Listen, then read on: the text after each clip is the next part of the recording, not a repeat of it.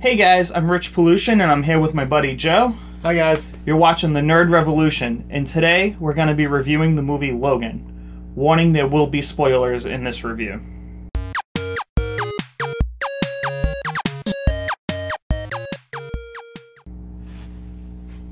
Alright, so Richard, tell me what you thought about Logan. So I'm going to start off with the fact that I read Old Man Logan and I read X-23, which is the two comics that inspired this film. Right. And although they took a lot of creative justices with this, I was very, very pleased with it, because you cannot take a comic book and force it to be a film, especially those two comic books. Well, especially when there's so many different story arcs, and you have to pick and choose from each one and go and work with what's canon in a universe. Right. And we've already established with the X1, X2, X3, Wolverine Origins, the Wolverine, now Logan, you know, a little bit of Days of Future Past, and the X-Men franchise. Yeah, the entire X-Men franchise. So this does stay along with staying with canon of what's in the movies, not necessarily what's in the comics. Right. And I think a key thing is that in the comics, you have a lot of visiting characters to Old Man Logan. The Hulk's grandchildren are in it. Hawkeye's in it.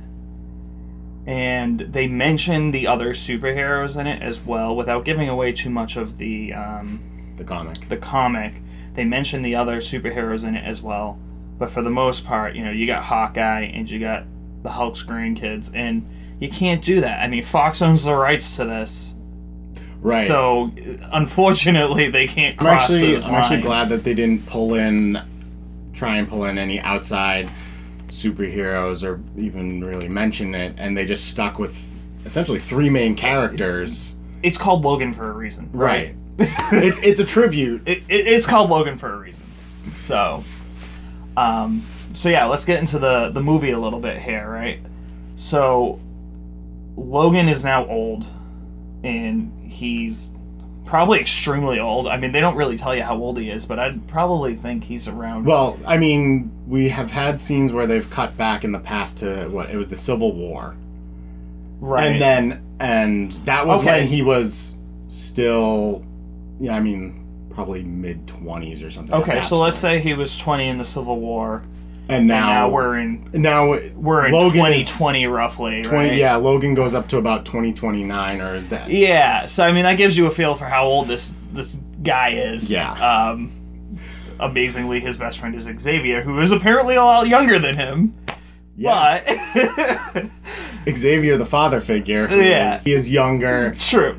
And so, I mean, Logan's pretty wise for everything he's seen. I mean, World War II, and even just with the other movies where he's has gone through so much character development and character experiences that no other character has really been able to be focused on so specifically. Right.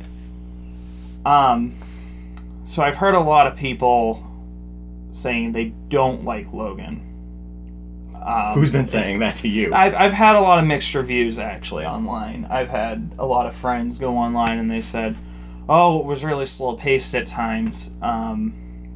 And I didn't feel that way. Did you feel like that? No. Okay. I mean, it's a long movie, about 2.5 hours. But if you go into it and you know this is the last one that they're doing, and that... Well, let's clarify that. This is the last one that Hugh Jackman is doing. And it sounds like now Patrick Stewart came out and said this is his last one as well. You said this is a spoiler spot. This is a spoiler spot anyways. So, I mean, he's dead. Oh, Logan is. Yeah. Well, Xavier. Dead. Alright, but still. But, yeah, I mean, he's come back from dead before, right? Yeah. I'd like to think he's dead, to be honest with you. I mean, because it was a good send-off for the character. I mean, Wolverine technically could be dead, too, considering he's come back from his body being completely just adamantium bone, Yeah. and he can come back. But I think it was a good send off for especially these two characters. And now, if they wanted to, they can definitely build a new franchise off of X-23 and go down like a New Mutant path. Oh yeah, in the comics actually, there's a series called All New Wolverine. Are you familiar with that? No, I'm not. X-23 takes up the mantle, of giving you a little bit of background history from the X-23 comics. So obviously, like in the movie, X-23 or Laura is the clone of Wolverine. I'm only gonna call her X-23. That's fine. X-23 is a way cooler name. So it wasn't until I saw this movie that I picked up on the fact that her name was Laura. Actually, for some reason, I don't know if they never mentioned it. Is that like in the comics? It is now. I don't know if it was in the past. In the past, when I read the origins of X-23, or what do they call it? I think it's just called X-23. I don't think they ever refer to her as Laura. Now, if you read X-23, it's very, very clear on why they don't give her a name. She's strictly a clone, and she's strictly a weapon. Well, I mean, actually thinking about it, that's how it was in the movie, too. The person who called her Laura was the nurse, or the medical assistant. Like, she was the one who named all the kids. Which I thought was very interesting, because in the comics of X-23 as well, the woman who is overseeing the project and helping them with it, that they recruit in the beginning of the comic, takes to her like the nurse does in this movie. Okay. Even the progression of X-23 from the beginning of the movie to the end of the movie, she's a complete mute for the first... It felt like more than half of the first half of the movie. And that's how she was in the comics as well. Just she would not say a word. And I think there's a scene in the movie where she's seen taking her claws and she's cutting herself and watching herself heal, because it's kind of like a... Well, she's a prisoner. Yeah, pretty much. This was very, very inspired by the X-23 comics. And I would say Wolverine's character was very, very inspired by Old Man Logan's as well. The idea that Old Man Logan he's now a pacifist and he doesn't want to fight anymore. And that's not really what you see in this movie. Right, I was going to say pacifist. But in the beginning of the movie, you do... in the beginning of the movie, he does cut some guys' arms off. Yeah, he cuts an arm off, a leg off. He kills about 3 guys. But you can see in his mentality that he is not... He's done with the whole superhero fighting thing. He's just trying to live his life. You get in his way and mess with him, he's going to take you out if he has to. And he doesn't want to be recognized. But he doesn't... Yeah, he just doesn't care. He just wants to be left alone and stay with his friend Xavier. I really like all the callbacks to Wolverine in the 90s costume, with the toys in the comics. In the old comics. Comics. So I read an article. Did you know those comics were specifically written for the film? Oh, I didn't know that. Yeah, they got some artists to do that's awesome. to do the art and everything. So those aren't actual comics. But I do like how they included the comics of the X-Men as part of the actual universe the universe of X-Men. They're like, it's almost like they became celebrities, but then bad things happened. You know, it's funny when you say that, because you look at the movie The Avengers, right? Yeah. I know we're jumping universes here, but that's okay. You look at the movie The Avengers, and I believe it was either The Avengers or Ant-Man or something like that. One of those movies. The kids are getting the toys of the Avengers, right? Oh, yeah. And now you see that in this movie. Yeah, it's which is cool. It's like a call out to that, like they're superheroes, but they're also just like for us. Yeah. Right? They were toys, they were comic books. So going back to the whole clone thing, right? Yeah. So in the comics, X-23 is a clone of Wolverine. Right. She's a successful clone, and I think they pretty much stopped there at the cloning because she's successful. Yeah, that's... Everybody else leading up to that point was attempts to clone Wolverine. Right, they weren't attempts to clone other mutants. Now, I liked that in this film. It gave X-23 almost like a family to go seek out, like she did, you know. And if you look, actually, when they're flipping through the pages, you can see the different characters who inspired them. Yeah. I forget the name. Who's the guy who does the earthquakes? He's in X-Men Evolution. and obviously the comics. But Avalanche? Is his name Avalanche? And that's what they called him in Evolution, so I believe. that's probably what it was. Richter's a clone of him, if you look at his page. And then... I mean, in one of the clips, they did show, like, a Pyro clone. Did they? Yeah, I didn't pick up on that. He quickly burst a dude into flames, and, like, then there was the girl who did Cold. But, yeah, so what did you think of X-24 being in this? I didn't realize X-24 wasn't a real thing. But I thought it was interesting because it's honestly, like, it's almost like a callback to old Wolverine, where he was in his prime. Yeah. Healing factor was, like, maxed out and just, no matter what happened, constantly healing. Oh, I loved the tractor scene where he gets tossed onto, like, those shears. X-24. Oh, yeah. Also, that was... But actually, speaking about that, though, with talk about the violence, I feel like there was enough violence spaced out throughout it. Like, you couldn't say it was slow, because...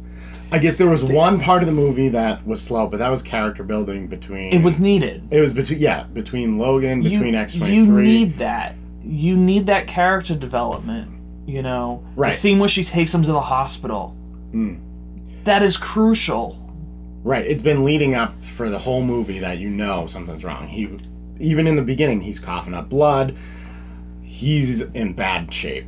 He's pushing bullets out slower. He's taking the medicine and giving it to Xavier. Yeah. You know, it shows his character. You know, he's willing to put Xavier about buying a boat.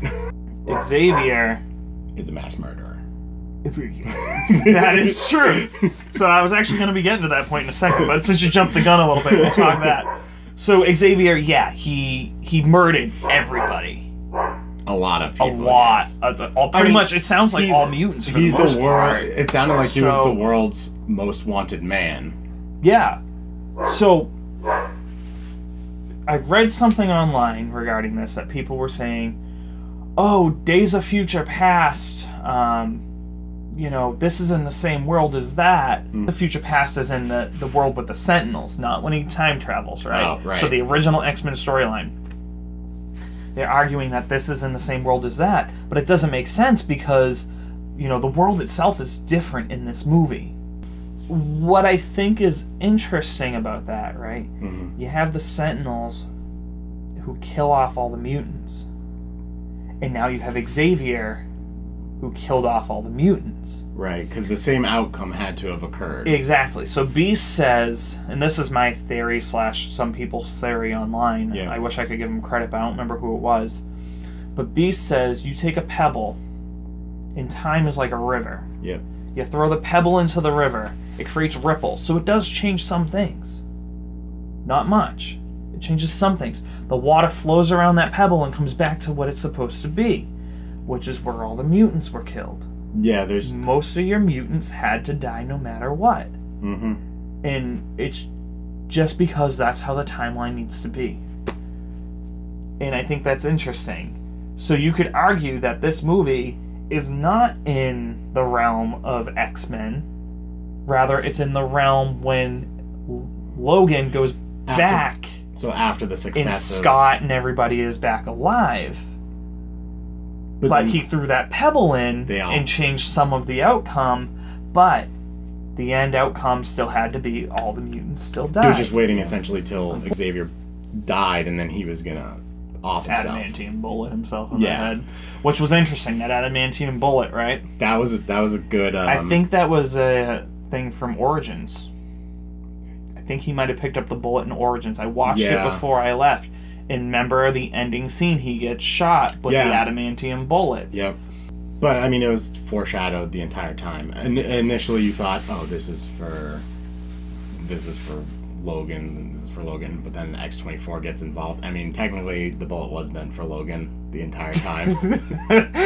Doesn't matter what Logan you shoot, you're still shooting Logan. Yeah, I mean, even at the end, though, when they buried Logan, like, moving the cross to the X. I wish they would have left he left the toy that would have been cute. That would have been cool. Woman who played X-23. think it's Dafne Keen. You can put it in the comments. Yeah, we'll put it in the comments. But what did you think of her? I think she did a great job doing X-23. From what I remember from, like, seeing her in comics, seeing her portrayed as in, like, the video games, and, like... And in her home, and, which originated the character. Right. X-Men Evolution. Yeah, that's true. Like, she fit that character really well, and she played that character really well. And they did an awesome job. Her and the writers. They did a great... Taking her and making her, you know, a weapon of mass destruction, basically, in the beginning. Yeah. And towards the end, now she's, you know... They humanized her. Human, yeah. They turned her from... Just like they did with Logan over the... Right. Ridiculous amount of movies that they've done. I feel like they did a good job at taking her and making her, you know... Also... act as a child. You know, a child first meets a stranger, they're going to be dead silent, not talk. And then she's a weapon of mass destruction. She was dead silent anyway. Right, but then like she got to know Xavier, she got to know Wolverine, Logan, and then she opened up to them. And then also there was humor when she did that, and then I mean there was humor in it when she wasn't talking and she was like, you know, walking through the convenience store, grabbing stuff, and Logan's just like, stop. Yeah, or she's gonna like cut open the horse to get more coins. Can you blame her? Right. I'd be upset. Like, there's some comedy in that I like, but I like that how they stuck to, it was still very much a drama. Yeah, and you needed that for a wrap up. Yeah. So, going forward in the X-Men movies, do you think that they're gonna have her take up the Wolverine mantle? I actually hope not. I hope that if they're gonna put her in movies, they do her own. Yeah, they do it on her. You know, own. In a way, I agree with you, but in another way, it is interesting. If we start talking timelines, though, again, this is so far into the future that the other X-Men movies need to catch up in time, because at this point, right, she's still just a kid. So depending on where they're gonna overlap and meet, right, needs to be established. Right. Pretty much, we've gone through the movie sort of broadly. Yeah. In general. So, okay. But I want to talk about the first 5 minutes of the movie, which was the Deadpool short. I really liked it. I thought it was funny. I thought it was clever. What I was expecting, though, I was expecting something at the very end. Post credits, they're like, this movie employed thousands of people for hundreds of thousands of hours. Like, they didn't even do like a thanks, like to anyone, and sort of like a shout out to Hugh or anybody. Yeah, like for considering him and the director had been working together for a while too. I would have liked to have seen, even though the ending I thought was perfect, I would have liked to see, because the post-credit little clips don't have to do with that. So, and I don't associate those with the ending of the movie. I associate those with either new projects, and maybe that's just because nothing's in place, right, or to tie up some loose ends that they didn't feel fit with the end of the movie. Right. And I would have liked to see them make it to Canada. Oh, Wolverine's home. Why don't you give me your rating first? Is this a movie you would... I would go see that movie again. Like, I feel like, especially for such a long movie, there's got to be more hidden, small little things that I didn't see the first time around. And I would definitely go to the movies and see that again. And then, you know, when it comes to television, like HBO or... It's got to be HBO. It's not going on FX. Or even when it first comes to on demand. Like, yeah. Like, I know I would rent that movie and see it with some people again. So, X-Men Origins, dude. No, yeah. Just get me out of that. I rewatched it. I think it was only the second time I've ever watched it. I rewatched it before this movie. Yeah. But yeah. So, this movie, I did not feel like that at all. So, my rating system that I'm typically going to do on this channel myself is, would you watch it if it was on FX? Would you buy it on DVD? Okay. would you buy it on Blu-ray? I would assume those are the same thing at this point in life. Okay. All right. This So how isn't- about this? Oh, how hey, about this? 2005 is calling. Would you watch it on FX? Would you watch it if it was on demand? Yeah, would you like rent it on demand? Or would you buy it? Okay. And I would definitely say this is a buy for me. I would watch this over and over and over again. I would, okay, if going on that scale, I would do the rent. Because I just don't buy DVDs or Blu-ray. That's just a personal preference. So, alright, if you enjoyed this video, please hit the like and subscribe button and share the video with your friends.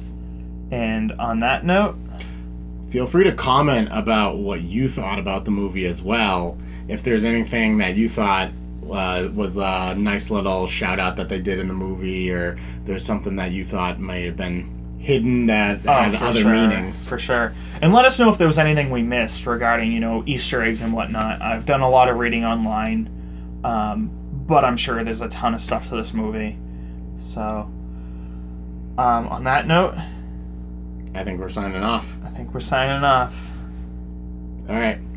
Bye. What did you want to say? What was your sign Be off? excellent to each other. Oh. Can we actually use that? So. Are you gonna cut a new ending? Yes. You're gonna cut. What was it? What? You were gonna be like zip, zwip, zip, zop, zoopity bop. This is Nerd Nation. Welcome to Nerd Nation. No. I don't think you can use that. I don't think he can use that. Watch it. Zips on the movie bob. I don't know what that's from. That's from something. Do we want to start that over again? Boop. Let's do it one more time.